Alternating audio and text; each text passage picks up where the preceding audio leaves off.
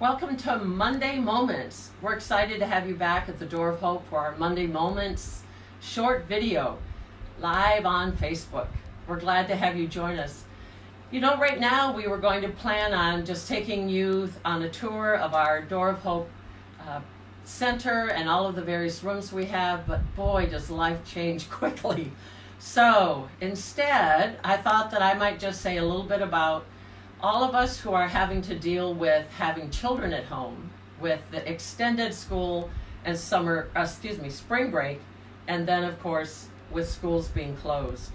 I do know from talking to some of my high school friends that they are actually going to have like real classes. So they'll be on their phones or iPads, but they'll be actually going through the school day one class at a time, just as if they were really in school. They'll just be sitting at home. So for most of the time, we don't need to be worrying too much about our high schoolers, but boy, those elementary school, I talked to an elementary school teacher yesterday, and they're not even sure how they're going to manage or what they're going to do or how it's going to look for school for them going forward. So here's some ideas. Earlier today, I posted on Facebook a possible schedule. And I think what's important and what homeschoolers have told me is don't get rigid about a school day.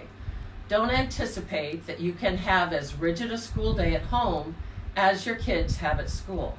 However, we also know that children feel safer and more comfortable if they have a regular routine.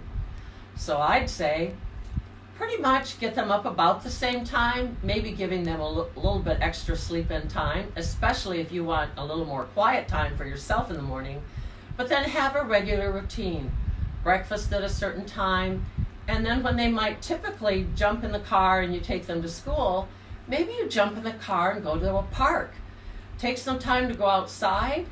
Certainly social distancing rules are followed that way. But we also know that the research says that being out in nature also helps us with our stress levels, and there's so many fun things that you can do outside. And I'll post a little list of those kinds of things on Facebook, likely tomorrow. Also, probably by the end of today, we will have on our Door of Hope website a resource list that will continue to update as time goes along. So some things, for example, there's a library that has people reading books, and then it has activities for the kids to do afterwards. Caution, we have not listened to all of the books, so we have not pre-screened all of them, but we are going to try to at least vet the sites to be reasonable and so they won't be scary for our kids. But as always, we want to double check as parents what our kids are watching at home.